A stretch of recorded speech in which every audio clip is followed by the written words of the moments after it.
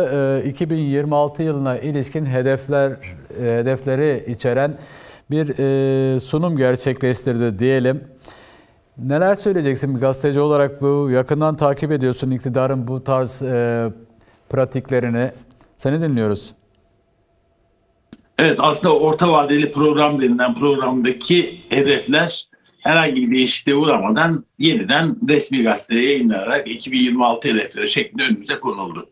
Şimdi bu önümüze konulan hedefler üzerinden işte haberde de belirtmişsiniz aslında özellikle enflasyon tahminleri, ihracat rakamları son derece sakat bir kafa yapısının ürünü olarak karşımıza çıkıyor. Yani her şey, işsizlik rakamları, istihdam verileri, bunların tamamı bir hayal dünyasının ürünü olarak karşımızda duruyor.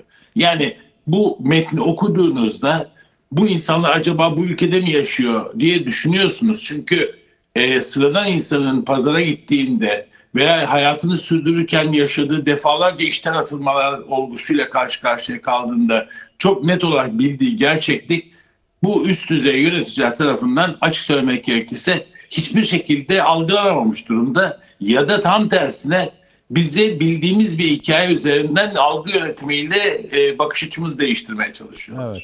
Yani bu daha ziyade bir sürü rakamlara boğulmuş olsa da bir propaganda metni olmaktan öteye gitmiyor. Yani bakın işte işsizlik rakamı 8,5'muş 2026-25'te. 2026'da 8,4'e düşecekmiş. 700 küsür bin yeni istihdam yaratacaklarmış vesaire.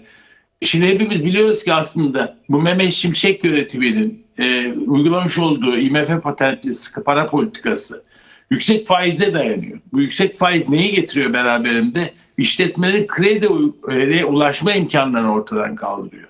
Krediye ulaşmayınca, sıcak paraya ulaşamayınca bu işletmeler yavaş yavaş durgunluğa doğru sürükleniyorlar. Bu son dönemde özellikle deri sektöründe, tekstil sektöründe, hazır giyim sektöründe, hatta inşaat sektöründe ortaya çıkan kitlesel işten çıkarmalar ve bu çerçevede ortaya çıkmış olan bir işsizlik dalgası, işsiz sanayi ordusunun inanılmaz derecede büyümüş olması, 13 milyona dayanmış olması işsiz sayısının. Şimdi bu bize bir gerçeği gösteriyor. Ama bu arkadaşlar bu programları hazırlarlarken bol keside atıyorlar. İşte 700 bin artacak vesaire. Şu anlamda yanlış da değil, şundan birlikte birleştirildiğinde. Esnek çalışma modelleri öneriyorlar orta vadeli programda. Orta vadeli programda önermiş oldukları esnek çalışma modelleri üzerinden istihdamı geliştiricileri neye anlama geliyor? Eksik istihdamı beraberinde getiriyor ama görünüşte 700 bin kişiye iş bulmuş oluyorlar. Ama bu insanlar işte günde 3 saat mi çalışacak, yoksa ayın 3 günü çalışacak, 5 günü çalışacak, geri kalan zamanlarda çalışmayacak mı? Evden çalışma modelleri üretip kayıt dışı istihdam mı gelişecek? Bunların hiçbiri önemi yok bu arkadaşlar açısından. Yani bunlar özellikle bir propaganda metni çıkartmışlar, işsizliği düşüreceğiz demişler. Yalan.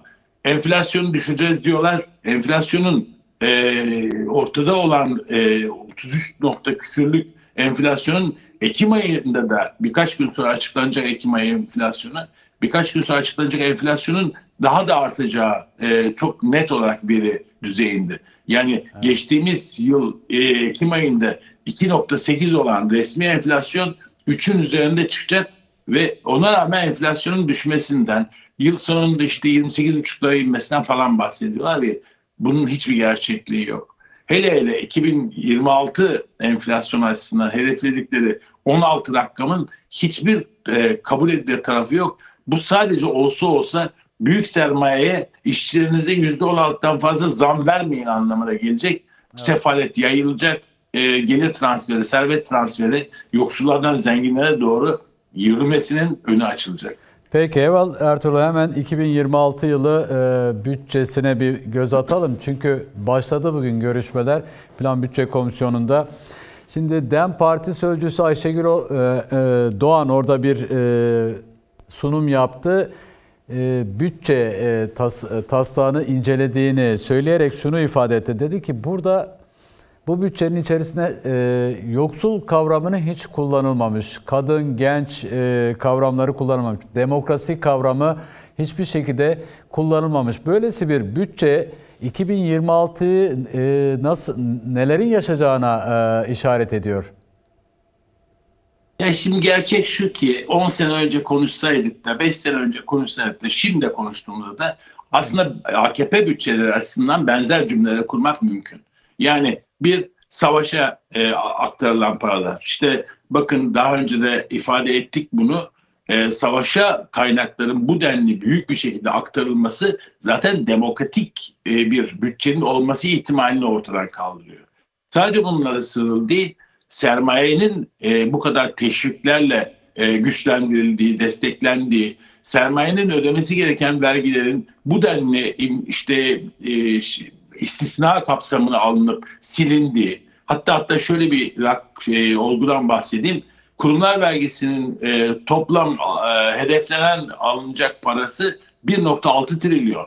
Ama diğer yandan sermayenin silinen vergileri 3,5 trilyon. Yani 1,6 trilyonu 2 ile çarptığında 3,2 trilyon eder. 2 katından da fazla evet. Vergiyi siliyorlar. Buna karşılık emekçilerin sırtına yükledikleri vergiler giderek daha da fazla artıyor. Bakın bütçe vergi gelirleri içerisindeki 61,7'lik oran dolaylı vergiler üzerinden. Yani her zaman vergi adaletsizliğinin en büyük ayrıntısı dolaylı vergilerde ortaya çıkar.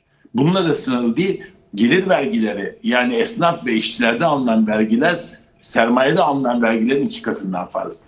Şimdi bu şartlar altında tabii ne demokrasi olabilir ne işte adalet olabilir ve bu bütçe denilen olgular toplamının içerisinde halk yığınlarının hiçbir şekilde çıkarlarına hizmet etmeyeceği ortada. Bu anlamda halkın bütçe hakkı net bir şekilde gasp edilmiş oluyor. Yani bütçenin gelirlerini halktan topluyorsunuz ama nereye harcıyorsunuz? Savaşa, talana ve sermaye. İşte makam araçlarına harcıyorsunuz örneğin. Sarayın günlük giderleri bilmem kaç tane asgari ücretlinin aylık kazandığı paraya denk geliyor. Emekli maaşlarıyla karşılaştırıldığında inanılmaz korkunç bir tablo daha karşımıza çıkıyor. SGK Başkanı kalkıyor diyor ki emekli maaşlarının düşük olmasının esas sorumlusu emeklilerin erken ölmesi, geç ölmesi. Yani erken ölseler daha fazla sayıda emekliye daha yüksek paralar ödeyeceğiz gibi bir cümle kuruyorlar.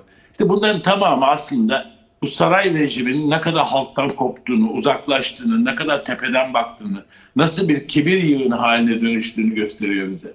Bunun karşısında yapılacak tek şey, 2026'da başımıza gelecekleri şimdiden öğrenmiş durumdaysak eğer, işte bunun karşısında şimdiden nasıl buna karşı mücadele edilebilir, nasıl bu iktidarın halkı soyan, insanların refahını, mutluluğunu yok eden politikalarının nasıl alt edilebileceğine ilişkin hakikaten ciddi bir mücadele ve örgütlenme çalışmasına girmek lazım.